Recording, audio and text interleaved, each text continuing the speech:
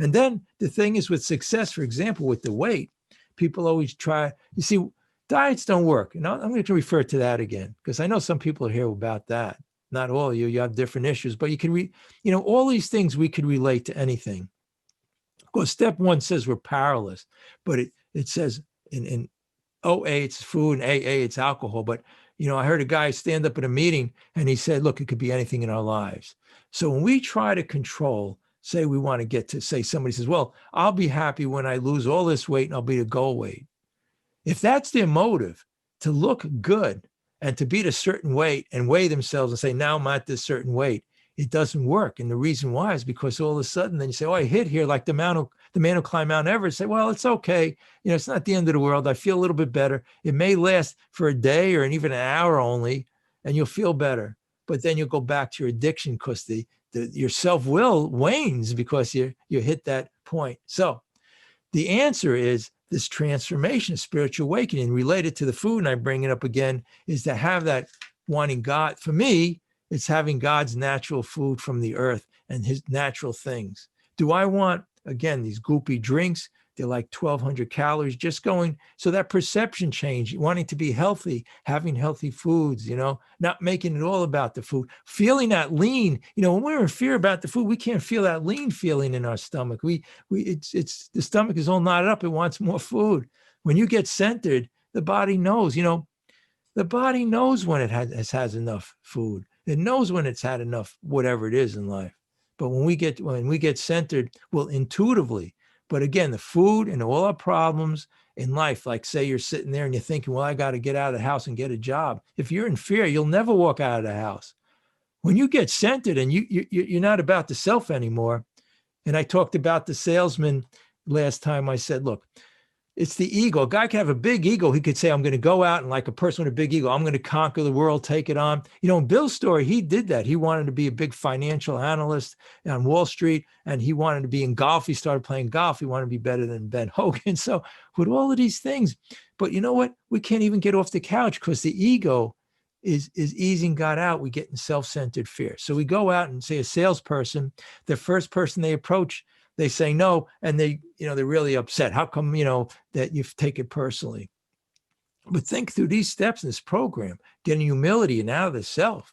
That brings us humility with this higher power consciousness, a salesperson who gets this program. And I've seen in many people become very successful because they could go out and talk to 100 people that could all say no, and they could laugh it off.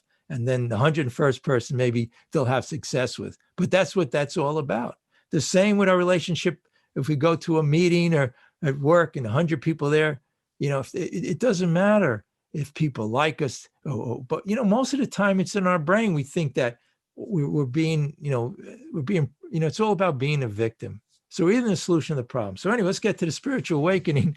I know you're all waiting for that, and we only have a little more time left. So that was step 5, says that we admitted it to God, to ourselves, and to another human being. So all of these little things we're thinking about, all of these plans and designs it talks about, when we voice them and say them to somebody, I used to have a problem. I'd call 10 people, and all of those 10 people I know, and someone have even said it, said, what is this guy, when I called, worried about? It doesn't seem that bad, but in my mind it was. So when we voice it, we realize all of these things, the guilt, the remorse, the shame, these all come from the ego and the lower self. So again, that spiritual awakening we're talking about here is when you see above that, new pair of glasses, right? You drop the rock, you get out of all the old self. In the St. Francis prayer, it talks about the death of itself, and I always thought that meant, well, you die and you go to heaven. No, it's talking about, in a lot of it, to me, my interpretation is here on earth, we can die to the self, right? To be reborn in thinking, as it talks about with the 3rd step prayer, to have that new consciousness. In step 7, said, humbly ask him to remove our shortcomings. And step 8 said, step 6 said, we're entirely ready to have God. So first we had to be entirely ready, the willingness, and then humbly ask him. But look, some of you sitting there saying, well, we're talking about God here and all. Sometimes you don't relate to it. Look, the whole point is this. We weren't able to do it on our own. It's called the ego, the selfishness, self-centeredness. We have this higher way of thinking. We use it misdirected and use self-will. But there's a better way of living, and it's called spirituality, spiritual transformation. But that was in us all the time. We took it upon ourselves and to do it. The same with, again, back to the food, the corporations brainwashed us, but we accepted it. No matter what, it's always our problem because we had a choice. We always have a choice in our thinking. If I'm going to accept if somebody calls me a name or tries to push my buttons, they can only do that if I accept it. I can only listen to the corporations and all the advertisements and the internet are going down the street if I accept it. But when I get centered and accept the consciousness, the source and the happiness and the deep down that was in us all the time. So that's where step 6 and 7 is talking about. It gets back into that zone, that centeredness through prayer, meditation.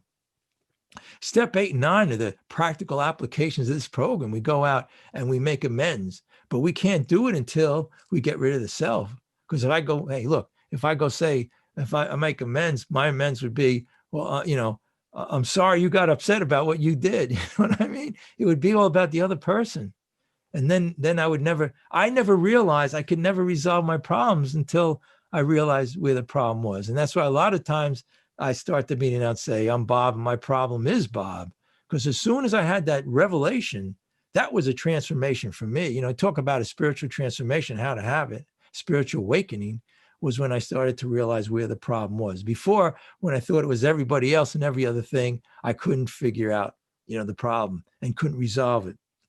So then we go on to step 10, taking a personal inventory. So all during the day, what's the beauty of this program? What's amazing is that these steps, we have the step 10.